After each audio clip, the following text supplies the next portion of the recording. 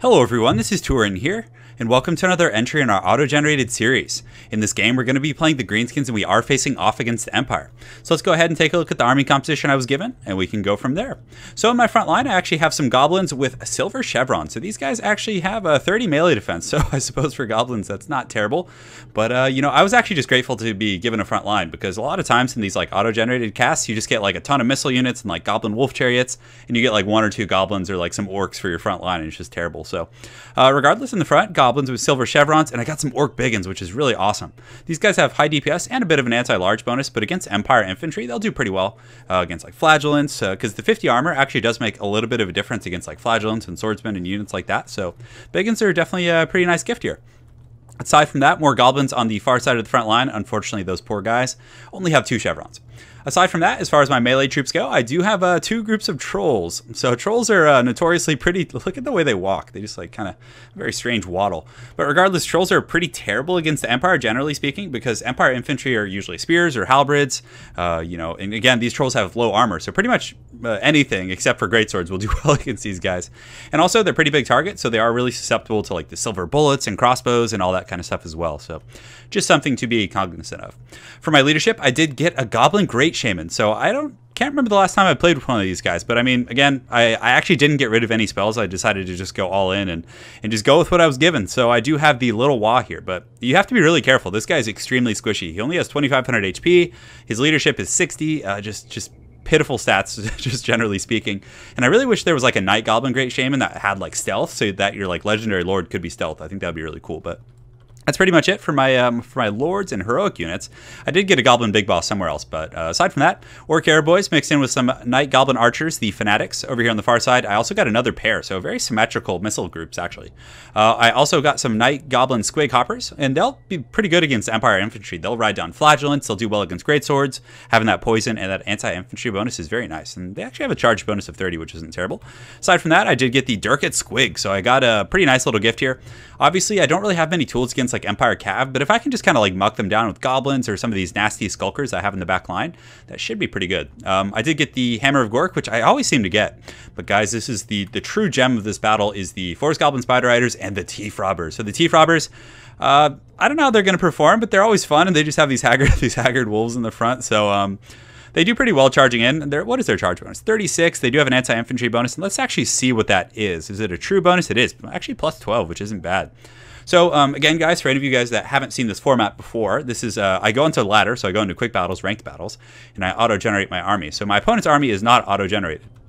Here on the front line, he has mostly flagellants, which are a decent choice.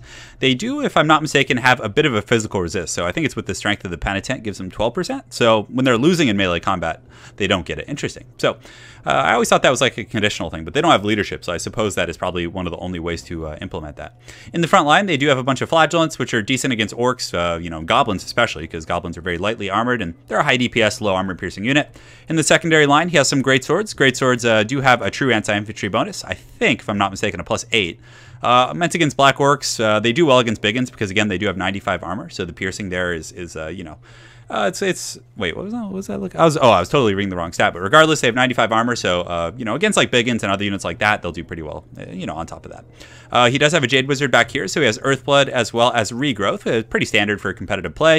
In the back, he has Crossbowmen 1, 2, and then he does have these silver bullets over here. So not too many missile troops. It's a pretty healthy ratio of like infantry. He also does have spears in the flank. So if I was going really heavy with like Goblin Wolf Riders, he seems to have adequate defenses. In the back, he does have some Demogryph Knights as well as, let's see, so Boris Todbringer with the Midland Runefang. So guys, let the games begin. And it looks like the Tief Robbers are wasting no time of getting in there. They're going to be charging in on the side, getting some sweet charging against some of these flagellants. So you can see some of these guys, was that guy decapitated by the chariots? I don't think he was. I think he just got rode over. But yeah, they're getting mowed down pretty good here. It looks like the wolf chariots have already racked up 3 kills, which is nice. And flagellants are pretty much the prime time target. So the Tief Robbers coming in, robbing some teeth, and then pulling out. And I do have my Forest Goblin Spider Riders also teeing on these guys over here, which is really nice. They've already taken pretty substantial damage. So I split my missiles into 2 groups here. So I have one group here, and then I assigned some of my squig hoppers to kind of defend those guys. But this is going to be a pretty heavy-duty massacre in the front line. You can see these goblins here are going to engage with these flagellants. And this is like literally a hard counter. I mean, the goblins are just obviously a fodder unit, but these high DPS units against low armored targets like goblins, it's just going to be a massacre. So the flagellants charge in there, but I also do have the trolls coming in. So the trolls charge through the the big uns. So I wanted to get them onto the greatswords, but thankfully the greatswords are coming to the trolls anyways. So anytime you're using trolls, guys, you always want to have them saturated on top of another unit. I'm not sure if I succeeded in doing that. I think I did with the goblins over here to an extent, but it's really important to kind of stack those guys. So you can see the trolls in here are going to start slamming down and really laying a beating on these greatswords, which is nice. You can see that one throws a nice karate kick, one of their signature moves, which is always really fun to watch. But over here, my opponent does retaliate to this burst damage in the middle from the trolls using the earth blood. But you can see these flagellants are at 51.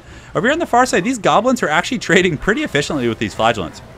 I did retaliate by dropping the itchy nuisance, and you can see my firing lines are actually shooting into those flagellants really, really well and doing a ton of damage. I can't say they racked up a lot of kills yet, but still, they're definitely doing some good HP damage.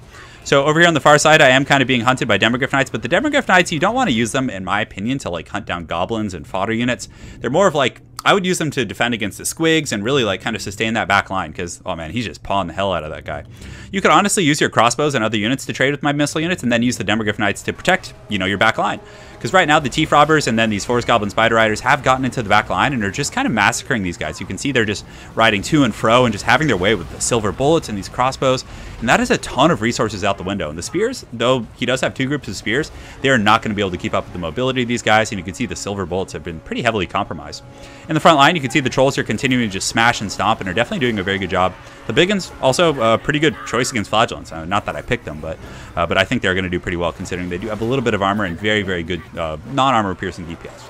And guys, just for the record, when I say non-armor piercing DPS, I don't mean the unit doesn't have any abilities to pierce armor. Every unit in the game does have a little bit of armor piercing, but it just means that the ratio of traditional damage to armor piercing damage is very low on the end of armor piercing. So Boris Todbringer is in here. He was hunting my Night Goblin Great Shaman. I did use Gorkle Fix-It to slow him down.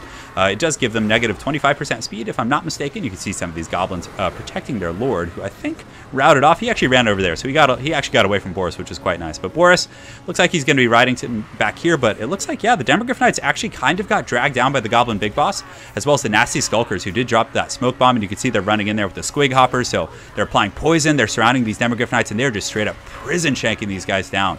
You can also see the Goblin Big Boss is doing some work against Boris, and all of these angry trolls did come out of the woodwork throwing up on him, doing some good stuff for sure. So right now it's looking pretty good. You can see the balance of power is indeed in my favor. I have about 690 troops to his 415. Definitely not bad at all. And those Tief Robbers are just getting in there, just doing some work. They've been running down great swords, and let's actually take a look at how many kills they have. So, I was like, they only have 10 kills, but no, those are actually the great swords. But they actually have 51 kills, which definitely not a record.